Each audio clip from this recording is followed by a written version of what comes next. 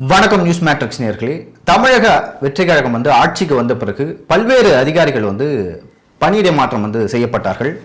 அதில் குறிப்பாக அருண் ஐபிஎஸ், திமுக ஆட்சி காலத்தில் கொலைச்சிய அருண் ஐபிஎஸ் இங்க தமிழக வெற்றி கழகத்தின் ஆட்சியிலும் ஒரு முக்கிய பொறுப்பில் பதவியில் அமர்த்தப்பட உள்ளதாக தகவல்கள் வந்த வண்ணம் இருக்கின்றன. அது என்ன பதவி, யார் மூலமாக அந்த பதவியை பெறப்போகிறார் என்று பல்வேறு விஷயங்கள் குறித்து பேச இருக்கிறோம். வாருங்கள் சார். வணக்கம். வணக்கம் லியோ, எப்படி இருக்கீங்க? ரொம்ப நல்லா சார். நீங்கள் எப்படி இருக்கீங்க? இப்போது தான் சிறையிலேருந்து வந்தேன். ஏன் வீடியோ போடல என்ன கேட்குறாங்க எல்லாம். நிறைய சிக்கல்கள் இன்னும் தொடருது, விரைவில் தொடங்குவோம். சரிங்க சார். நீங்கள் நேற்று இதெல்லாம் நினைக்கிறேன், நேற்றுக்கு முன்தினம் எக்ஸ் தளத்தில் ஒரு பதிவிட்டீங்க. என்னன்னா, விடுதலை சிறுத்தைகள் கட்சியோட தலைவர் தொல் திருமாவளவன் அவர்கள் ரொம்ப ப்ரெஷர் கொடுக்குறாரு அருண் ஐபிஎஸ் அவர்களுக்கு ஏதாவது ஒரு பதவி, இங்கே முக்கியமான பதவி கொடுக்கப்பட வேண்டும் அப்படின்னு. அதே போல திமுக ஆட்சி காலத்தில் கொலாச்சி ஐஏஎஸ் ஐபிஎஸ் ஆஃபீஸர்கள் முக்கியத்துவம் இல்லாத பதவிகளுக்கு போயிருக்காங்க. ஆனால் அருண் ஐபிஎஸ்க்கு மட்டும் ஏன் இவ்வளோ அழுத்தம், ஏன் இன்னுமே அவரை அப்படியே நிறுத்தி வச்சிருக்காங்க, எங்கேயுமே போடாமல்? திரு அருண் ஐபிஎஸ் அவர்கள் எந்தெந்த வகையிலெல்லாம் தாவேக அரசுக்கு அழுத்தத்தை தர முடியுமோ அந்தந்த வகையிலெல்லாம் தாவேக அரசுக்கு கடுமையான அழுத்தங்களை கொடுத்து நல்ல பதவிக்கு வந்துவிட வேண்டும் என்று கடும் முயற்சி எடுத்துக்கொண்டிருக்கிறார். நான் ட்வீட் பண்ணியிருந்தது போல தொல் திருமாவளவன், செல்வ பெருந்தகை, இன்னொன்று 2 பேருமே கூட்டணி கட்சிகள், அவர்களின் ஆதரவில் தான் இந்த ஆட்சி நடைபெற்று கொண்டிருக்கிறது. அவர்கள் ஆதரவு வாபஸ் வாங்கினாங்கன்னா ஆட்சியை கவிழும் இல்லையா? அப்படிப்பட்ட சூழ்நிலையில் ஒரு அதிகாரிக்கு போஸ்டிங் வேணும்னு கேட்கும்போது அதை போட்டு தரதுல என்ன பெரிய சிரமம் இருந்துட்டு போகுது? இல்லை, இவங்க யோசிக்க மாட்டாங்களா? நம்ம ஆட்சிக்கு வருவதற்கு பிரச்சாரம் செய்யறதுக்குலாம் ஒரு தடையாக இருந்தார். பல்வேறு வகையில் தலைநகரில் விஜய் அவர்கள் பாதியிலே பிரச்சாரம், நீங்கள் சிறையில் இருந்திருப்பீங்களா, தலைமுறை வந்திருப்பீங்கன்னு நினைக்கிறேன். அப்போ நிறைய இடங்களில் விஜய் அவர்கள் பிரச்சாரத்தை கேன்சல் பண்ணிட்டு போனார். அதற்கு முக்கிய காரணம் அப்பொழுது சென்னை ஆணையராக இருந்த, காவல் ஆணையராக இருந்த அருண் ஐபிஎஸ்னு சொல்லப்பட்டது. சரிப்பா, நீ என்கிட்ட வேலை செஞ்சுட்டு இருக்க, ஏதோ ஒரு தப்பு பண்ணிட்ட, உன்னை வேலை நீக்கம் செய்யக்கூடிய அளவுக்கு ஒரு தப்பு பண்ணிட்டேன்னு வச்சுக்கோ. சரின்ட்டு உன்னை கடும் கோபத்தில் இருக்கேன், காலில் பிடிச்சிக்கிட்டு கெஞ்சினேன்னா நான் என்ன பண்ணுவேன்? பாவம் இல்லையோ, இவ்வளோ நாள் நம்ம கூட இருந்துட்டான், தெரியாமல் பண்ணிட்டான் போல, போய் தொலைது. அந்த மூடுக்கு அரசாங்கம் சென்று விடுமோ என்ற அச்சத்தின் காரணமாகத்தான் சில விஷயங்களை பொதுமக்களுக்கும் முதல்வர் அவர்களின் கவனத்திற்கும் கொண்டு செல்ல வேண்டும் என்பதற்காக தான் வந்திருக்கிறேன். இந்த அருண் ஐபிஎஸ்ஸால் பொய் வழக்குகளில் கிட்டத்தட்ட 60 வழக்குகள் மேல் மட்டும். உனக்கு தெரியும், நீங்களே நீதிமன்றத்துக்கு வந்தீங்க. நீங்கள் சேனலை விட்டு போன பிறகு நடந்த சம்பவத்தில் உங்களை குற்றவாளியை செத்துருக்காங்க. ஆமாம் இல்லையா? அந்த மாதிரி ஒரு ப்ரொடியூசர் ஆஃபீஸ்க்கே வரல இல்லையா? தெரியாது, யாருன்னே தெரியாது.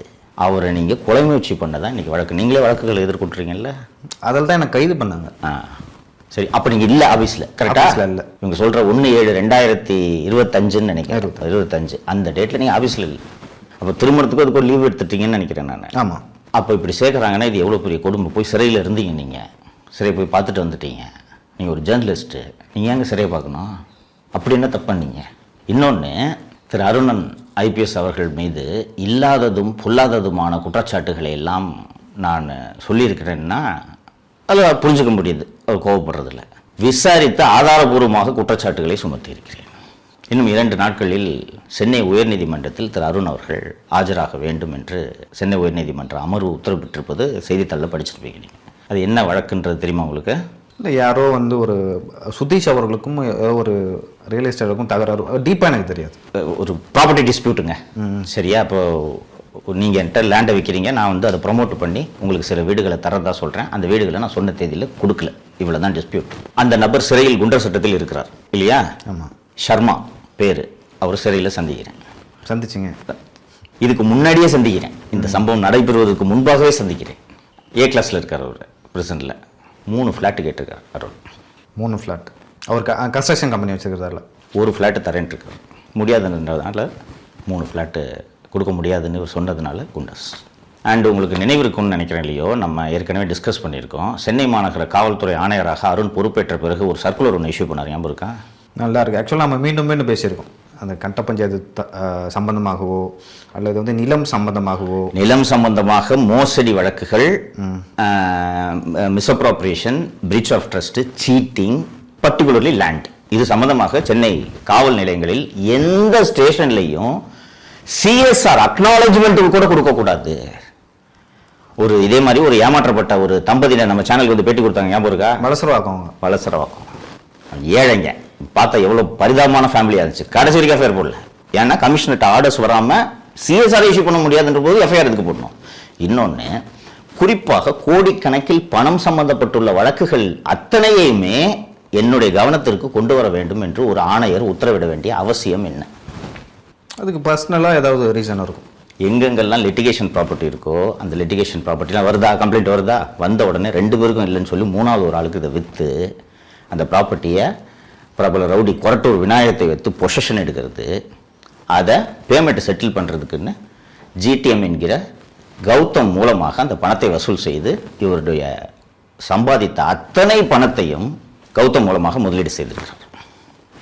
நான் உங்களுக்கு ஒரு ஆவணம் அனுப்பிச்சிருக்கேன், வருமான வரித்துறை நோட்டீஸ். சரியா? அது பார்த்தீங்கன்னா அது என்ன டாக்குமெண்ட்ன்றதை சொல்லிடுறேன். நான் தொடர்ந்து சொல்லுவேன், அருணோட பினாமி ஜிடிஎம் என்கிற கௌதம்னு நான் சிட்டிசன்ஷிப்லாம் மாற்றினார், பேர் மாற்றினார் அப்படின்னு சொல்லுவீங்க. ஆள் மாறாட்டம் பண்ணியிருக்காருன்னு சொல்லியிருக்கேன் நான். ஆமாம். சரியா? நான் அதில் உங்களுக்கு இதுக்கு பாஸ்போர்ட் ஆஃபீஸருக்கு நான் கொடுத்த கம்ப்ளைண்ட்டையும் உங்களுக்கு கொடுக்குறேன்.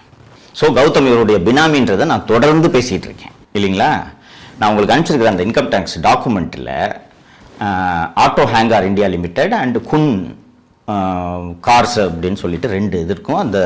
அதுக்கு நேராக வேல்யூ பார்த்தீங்கன்னா ஒரு வாகனம் வந்து 1,95,00,000, இன்னொரு வாகனம் வந்து 1,65,00,000.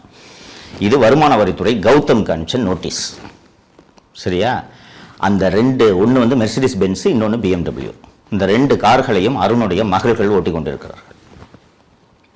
லிங்க் தெரியுதா? சென்னையில் இது மாதிரி நூற்றுக்கணக்கான கட்ட பஞ்சாயத்துகளை செய்து அருண் இந்த 2 ஆண்டு காலங்களில் குறைந்தது 500 கோடி ரூபாய் சம்பாதித்துள்ளார். இப்படிப்பட்ட ஒரு அதிகாரியை, லஞ்ச ஒழிப்புத்துறையால் கைது செய்யப்பட வேண்டிய ஒரு அதிகாரியை லஞ்ச ஒழிப்புத்துறைக்கு இயக்குநராக போடக்கூடிய சூழல் இன்று நிலவுகிறது என்றதை பொதுமக்களுக்கும் முதல்வரின் கவனத்திற்கும் கொண்டு வரணுன்றதுக்காக தான் இது அந்த உங்கள்கிட்ட இன்னைக்கு அழைச்சி நான் பேசணுன்னே சொன்னேன். நான் இல்லை சார், இப்போது எனக்கு என்ன கேள்வினா, என்னதான் வந்து இப்போ சில ஜெயலலிதா அவர்கள் இருந்தாலோ இல்லை கருணாநிதி அவர்கள் இருந்தாலும் என்ன பண்ணுவாங்கன்னா, ஏதாவது ஒரு அதிகாரி தங்களுக்கு எதிராக செயல்பட்டால் தூக்கி டம்மி போஸ்டிங்கில் போடுவாங்க, இல்லை காத்திருப்போர் பட்டியலில் வைப்பாங்க, இல்லைன்னா நீங்கள் சொல்கிற மாதிரி மண்டபத்தில் போட்டுருவாங்க, மண்டபம் கேம்பில். இதுதான் நடைமுறை. சார், இவருக்கு வந்து யார் சப்போர்ட் பண்ணுறாங்க, யாரை போய் மீட் பண்ணார், இவர் எதுக்கு இவருக்கு தரணும் அப்படின்னு ஒரு விஷயம் இருக்குல்ல. இப்போ வந்து தராங்கன்னா ஏதோ ஒரு யாரோ ஒருத்தவங்களோட ப்ரெஷர் வந்து டிவிகேவில் இருக்கலாம், டிவிகேவில் வந்து ரெஃபர் பண்ணிருப்பாங்க யாராவது. அந்த மாதிரி நான் பெயரை குறிப்பிட விரும்பவில்லை, யார் மூலமாக இவர் அணுகுகிறார் என்று பெயரை குறிப்பிட விரும்பவில்லை. ஆனால் முதல்வருக்கு அழுத்தம் தரப்படுகிறது அவர் கட்சியை சேர்ந்தவர்களாலேயே.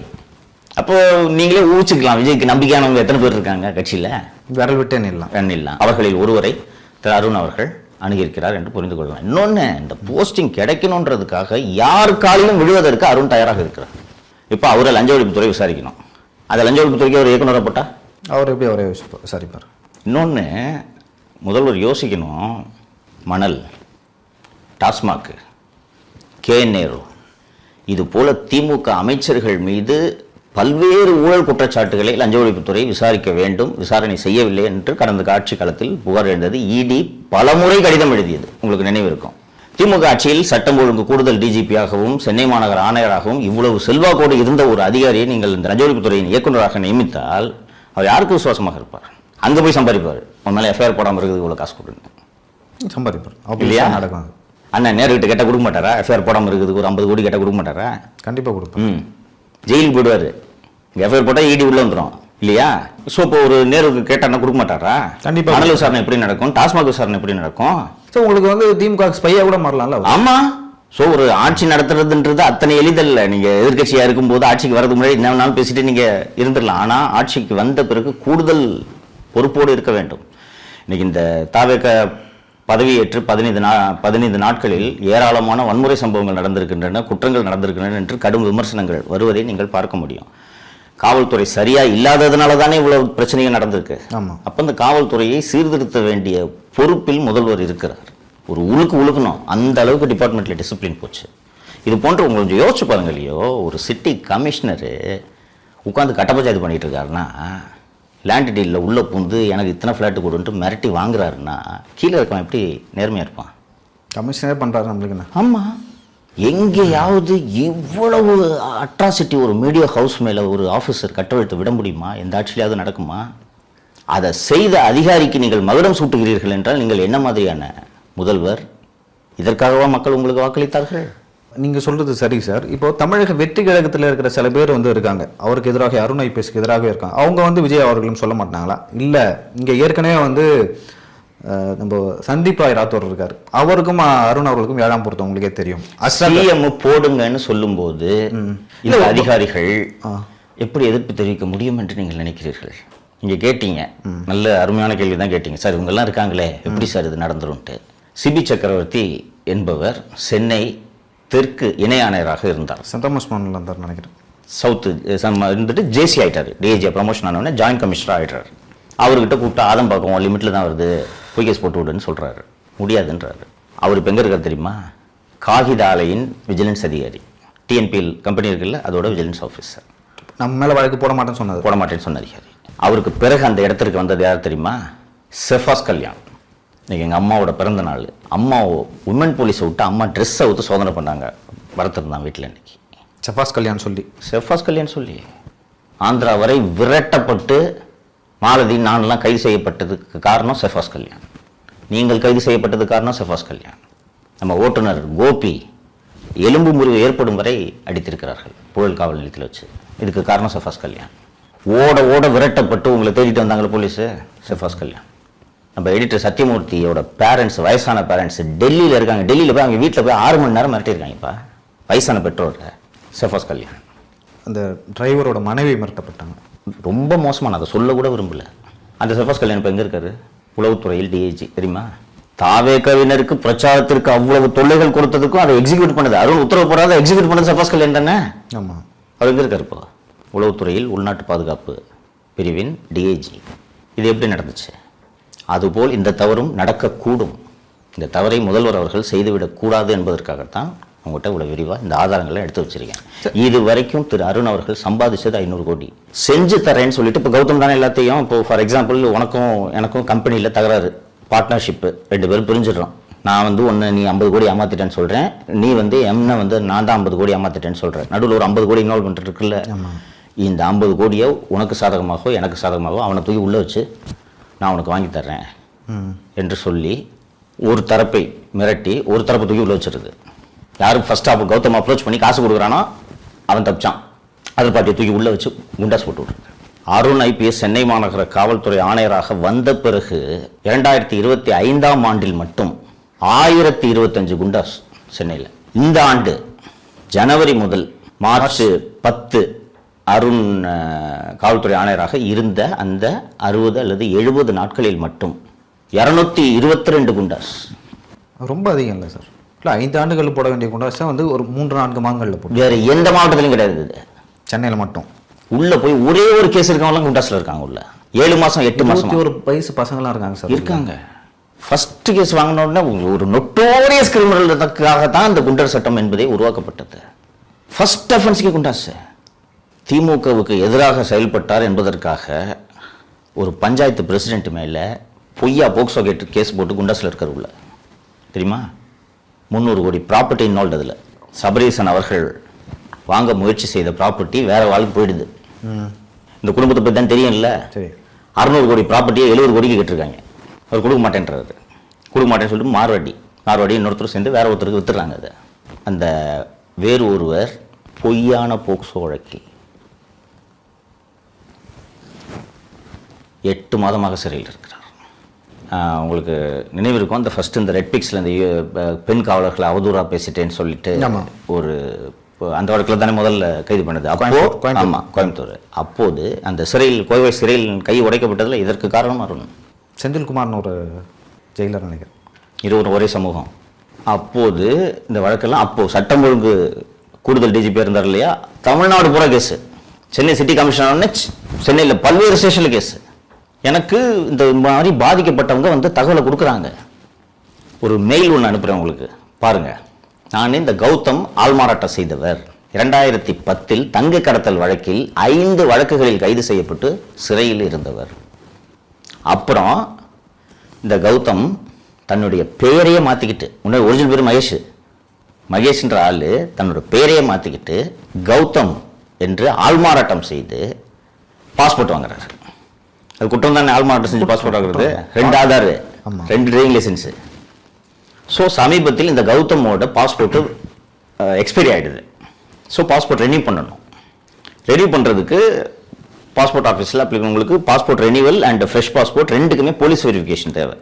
அந்த போலீஸ் வெரிஃபிகேஷனுக்கு பதிலாக ஐஏஎஸ் அல்லது ஐபிஎஸ் ஆஃபீஸர் எனக்கு சம்மந்தப்பட்ட நபரை 7 ஆண்டுகளுக்கு மேல் தெரியும் என்று ஒரு சர்டிஃபிகேட் கொடுத்துட்டாங்கன்னா வித்தவுட் போலீஸ் வெரிஃபிகேஷன் பாஸ்போர்ட் கொடுத்துருவாங்க. நான் இந்த கௌதம் என்ற நபரை பற்றி விரிவாக இது ஆள்மாறாட்டம் செய்திருக்கிறான்றது நம்ம சேனல்ல போட்டிருக்கோம்னு நினைக்கிறேன். இந்த டாக்குமெண்ட்ஸ்லாம் டிஸ்பிளே பண்ணிட்டோம். இதுக்கு பிறகு அருண் ஐபிஎஸ் அவருக்கு போலீஸ் வெரிஃபிகேஷன் சர்டிஃபிகேட்ல கையெழுத்து போட்டு பாஸ்போர்ட் வாங்க உதவி செய்யறாருன்னா ஏன் செய்யணும்? இப்போது கௌதமோட பாஸ்போர்ட் ரத்து செய்யப்பட்டு விட்டது. நாங்கள் அந்த மெயில் புகார் அனுப்பிச்சிருக்கேன்ல, அதுக்கு பிறகு ரத்து செய்யப்பட்டு விட்டது. ஏன் கொடுக்கணும்? இப்போ இந்த தொடக்கத்தில் சொன்ன அந்த BMW, மெர்சிடிஸ் பென்ஸு, காரு, இதெல்லாம் புரியுதா? 2 வருஷத்தில் 500 கோடி சம்பாதிச்ச ஒரு அதிகாரியை கொண்டு போய் நீங்கள் லஞ்ச ஒழிப்புத்துறைக்கு நியமிக்கிறீங்கன்னா திமுக அரசுக்கும் இதற்கும் என்ன வேறுபாடு என்ற கேள்வி எழுமா எழாதா? இப்போ அதையும் தாண்டி முதலமைச்சர் விஜய் அவர்கள் அருண் ஐபிஎஸ் அவர்களை டிவிஎஸ்சியில் இயக்குனராக நியமிக்கிறாங்கன்னு வச்சுங்களேன், எந்த மாதிரியான மாற்றங்கள் இல்லை தாக்கங்கள் உங்களுக்கு எனக்குமே கூட நடக்கலாம், நம்ம கூட அரெஸ்ட் பண்ணலாம் திரும்ப. ஸோ அந்த மாதிரி ஏதாவது நடக்கிறதுக்கு வாய்ப்பு இருக்கா? அருண் ஐபிஎஸ் இன்னும் சம்பாதிக்கிறதுக்கு முதல்வர் அவர்கள் உதவி செய்கிறார் என்று தான் புரிந்து கொள்ள வேண்டும். அந்த தவறை செய்ய மாட்டார்னு நம்புகிறேன். அதனால் உங்கள் சேனல் வழியாக முதல்வருக்கு இந்த செய்தியை சொல்லிவிடுகிறேன். எத்தனை அழுத்தங்கள் வந்தாலும் திருடனிடம் சாவியை ஒப்படைப்பது நல்ல நிர்வாகத்திற்கு அழகல்ல என்பதை முதல்வர் அவர்கள் புரிந்து கொள்ள வேண்டும். இந்த 2 ஆண்டு காலத்தில் 2.5 ஆண்டு காலத்தில் இப்போ இந்த சர்க்குலர் ஒன்று நம்ம டிஸ்கஸ் பண்ணோம்ல, இந்த 2.5 ஆண்டு காலத்தில் இந்த சர்க்குலர் போடுறதுக்கான தேவை என்ன? எத்தனை கட்ட பஞ்சாயத்துகள் இது போல நடந்திருக்கிறது? எத்தனை பொய் வழக்குகள் தொழிலதிபர்கள் மீது போடப்பட்டுள்ளன? எத்தனை குண்டர் சட்டம் தவறாக எத்தனை முறை பயன்படுத்தப்பட்டிருக்கிறது? அருண் எந்தெந்த பேரங்களில் ஈடுபட்டார், எவ்வளவு சம்பாதித்தார் என்பதை முதல்வர் அவர்கள் விசாரணை நடத்த வேண்டும். விசாரித்தால் அருண் எப்படிப்பட்ட அதிகாரி என்பதை முதல்வர் அவர்கள் புரிந்து கொள்வார். இந்த விசாரணை கட்டாயம் நடைபெற வேண்டும். சரிங்க சார். இப்போ உளவுத்துறைன்னு ஒரு அமைப்பு இருக்குது சார். உளவுத்துறையிலேருந்தே சொல்லுவாங்க இவரை நியமிக்கக்கூடாது அப்படின்னு சொல்லிட்டு. இப்போ இருக்கிற உளவுத்துறை அதிகாரி தலைமை ஓரளவு நல்ல அதிகாரி அப்படின்னு சொல்லிட்டு சொல்கிறாங்க. அவர் சொல்ல மாட்டார், அவர்கிட்ட கேட்க மாட்டாங்களா சஜஷன்? ஒரு விஷயம் புரிஞ்சுக்கங்க இல்லையோ, நீங்கள் ஏற்கனவே சொன்னீங்க, இந்த ஒரு செல்வி ஜெயலலிதா அவர்களோ கலைஞர் கருணாநிதி ஆட்சி காலத்திலலாம் கூட இந்த தவறு செஞ்ச அதிகாரிகள் கடுமையாக தண்டிக்கப்படுவார்கள் அப்படின்ட்டு நீங்கள் சொன்னீங்க. இங்கே ஏன் நடக்கலை அப்படின்ட்டு கேள்வி எழுப்புனீங்க. அது எல்லாமே மெஜாரிட்டி ஆட்சின்றதை மறந்துடாதீங்க. இது மாதிரி கூட்டணி ஆட்சியாக இருந்தால் எவ்வளவு நெருக்கடிகள் இருக்கும். 2G ஊழல் நடக்குதுன்றது காங்கிரஸுக்கு தெரியாதா? ஏன் அனுமதிச்சாங்க? திமுக ஆதரவை வாபஸ் வாங்கினான்னா ஆட்சியே கவிழ்ந்துடும் இல்லையா? ஸோ அது போன்ற நெருக்கடி முதல்வருக்கு வரலாம். இன்னொன்று, இந்த நல்ல அதிகாரி தானே உளவுத்துறை அதிகாரி, அவர் சொல்ல மாட்டாரா அப்படின்னு சொல்லிட்டு நீங்கள் கேட்பீங்க. எப்போவுமே நீங்கள் ஒரு விஷயம் புரிஞ்சுக்குங்க, அந்த முதல்வரோட மூடு எண்ணம் எப்படி இருக்குன்றதை பொறுத்து தான் சொல்லணும். சரியா? எல்லா அதிகாரிகளும் பளிச்சுன்னு ராமானுஜம் போலவோ கண்ணப்பன் போலவோ, தப்பு சார் இது அலெக்சாண்டர் போலவோ சிறந்த உதாரணம். அதனால தான் கலைஞர் ஜெயலலிதா 2 பேருமே அவர் உளவுத்துறைக்கு வச்சுருந்தாங்க. எவ்வளோ பெரிய அரிது. என்னென்னா பளிச்சுன்னு சொல்லுவாங்க, கண்ணாடி எடுத்து காமிச்சிடுவாங்க, இதாங்க நடக்குது. உங்களுக்கு நினைவு இருக்குன்னு நினைக்கிறேன், அதிமுக ஆட்சியில் செல்வி ஜெயலலிதா முதல்வராக இருந்தபோது அமைச்சர் மேலே எஃப்ஐஆர் போட்டாங்க. ஞாபகம் இருக்கா? அக்ரிகிருஷ்ணமூர்த்தின்னு நினைக்கிறேன். ஆமாம், ஒரு வேளாண் அதிகாரின்னு நினைக்கிறேன், தற்கொலை செய்து கொண்டான்னு சொல்லிட்டு போட்டாங்க. என்னாச்சுன்னு உளவுத்துறை விசாரிக்க சொல்கிறாங்க. கண்ணப்பண்ண பைஜி விசாரிச்சு நடந்திருக்கு மேடம், மந்திரி தப்பு பண்ணிருக்கேன்னு சொல்லிட்டாரு. அப்போ நான் கல்லூரி படிச்சுட்டு இருந்தேன். அது பரபரப்பாக பேசப்பட்டது. ஜூவியில் பத்திரிகையில் வந்துருச்சு சார். மேடம், சட்டப்படி நடவடிக்கை எடுக்க தான் ஆட்சிக்கு நல்லது சொன்னோன்னே எடுங்கன்ட்டாங்க. அது மாதிரி எல்லா அதிகாரிகளும் சொல்ல மாட்டாங்க, அவங்க கட்சியாக இல்லை எதுக்கு நமக்கு பிரச்சனை கோவப்பட்டா அப்படின்னு மூட தெரிஞ்சுக்கிட்டு பேசுவாங்க. ஸோ திரு விஜய் அவர்கள் போடலான்ட்டு நினைக்கிறாருன்னா எதுக்கு நம்ம தடை சொல்லிக்கிட்ட, சிஎம்ஸ் சாய்ஸ் அப்படின்னு விட்டு அமைதியாக இருந்துட்டாங்கன்னா. இப்போ அதையும் தாண்டி இப்போ கூட்டணி கட்சிகள் நீங்கள் சொல்கிறீங்க அவங்க ஆதரவு வாபஸ் வாங்கிட்டு ஆட்சி கவுந்துரும்னு சொல்லிட்டு, அதையும் தாண்டி விஜய் அவர்கள் அருணை பேச போடல. கூட்டணி கட்சிகளால் அதிகபட்சம் என்ன பண்ண முடியும்? நீங்கள் வந்துட்டீங்க, you are a part of the government, திரும்ப நீங்கள் போக முடியாது. இப்போ வன்னியர் அவர்கள் அமைச்சராக இருக்கிறார், இல்லை எனக்கு அமைச்சராக இடம் வேணாம், எனக்கு அருணை பேச முக்கியம்னு சொல்லிட்டு திரும்ப போயிட்டு வரேன். நிச்சயமாக வாய்ப்பில்லை, இதற்கு நிச்சயமாக வாய்ப்பில்லை. அதிகாரத்தையும் பதவியையும் சுவைத்தவர்கள் அதை விட்டு சென்றதாக வரலாறே கிடையாது. எப்படி திமுக அதிமுக அடிச்சுக்கிட்டு கிடக்குறாங்கன்றது பார்த்தீங்களா நீங்கள்? அந்த அதிகாரம் கிடைக்கல, இவங்க சுவைக்க ஆரம்பிச்சிட்டாங்க. எப்படி போவாங்க? கட்சி வேணா உடையும். இவ்வளவு பேசக்கூடிய திருமாவளவன் முதல்வர் பதவிக்கு ஆசைப்பட்டாரா இல்லையா? பட்டார். தலித்தை முதலமைச்சராக ஏற்கும் அளவுக்கு தமிழகம் பக்குவப்படலையா? இவருக்கு பதவி ஆசை கொடுக்கணுன்றதுக்கு நம்ம பக்குவப்படணுமா? ஆசை வந்துச்சா இல்லையா? 2 எம்எல்ஏ வச்சுக்கிட்டு சிஎம் ஆகலாம்னு நினைக்கிறீங்களே, பேராசை இல்லையா? 108 சீட்டு ஜெயிச்சிருக்குது ஒரு கட்சி. அந்த கட்சியை தூக்கி ஓரம் வச்சுட்டு கீழே கிடைக்கிற உதிரி கட்சிகள்லாம் சேர்ந்து திருமாவளவனை முதல்வராகணும்னு நினைக்கிறாரு. இவரா அதிகாரத்தை விட்டுட்டு போவார்னு நினைக்கிறீங்க? அதுக்கான வாய்ப்பெல்லாம் கிடையாது. இதை முதல்வர் புரிஞ்சுக்கணுன்றேன். புரியுதா? கூட்டணி கட்சின்னா இந்த மாதிரி தப்பான கோரிக்கைலாம் வைக்க தான் செய்வாங்க. இந்த மாதிரி கோரிக்கை கேட்கணும்னு அவசியம் இல்லை. அவருக்கு ஆட்சிக்கு அவப்பேர் ஏற்படும். முடியாதுங்கன்னு மறுத்துட்டா என்ன பண்ண முடியும்? ஓடி போயிடுவாங்களா? நான் இன்னொன்று என்ன சொல்றேன், அப்படி ஆதரவு வாபஸ் வாங்கினா தான் ஓடோடி வந்து தோல் கொடுப்பதற்கு அண்ணன் எஸ்பி வேலுமணியும் சிவி சண்முகமும் விஜயபாஸ்கரும் தயாராக இருக்கிறார்கள் அல்லவா? என்ன ஆபத்து உங்களுக்கு? அவங்க எப்பயும் தயாரா. ஆமா, இப்பவும் தயாரா இருக்காங்க இல்லையா? அப்ப எங்க விட்டு போறாங்க? ஸோ சிஎம் யோசிச்சு நல்ல முடிவாக எடுக்க வேண்டும், எடுப்பார் என்று நம்புகிறேன். இல்லை, இதில் வந்து அண்ணன் திருமாவளவன் அவர்களுக்கு வந்து என்ன லாபம்னு நீங்கள் நினைக்கிறீங்க? அவர் ஏன் வந்து ப்ரெஷர் கொடுக்குறாரு? இருவரும் வந்து அந்த எஸ்சி பட்டியலில் வந்தாலும் வெவ்வேறு சமூகத்தினர்.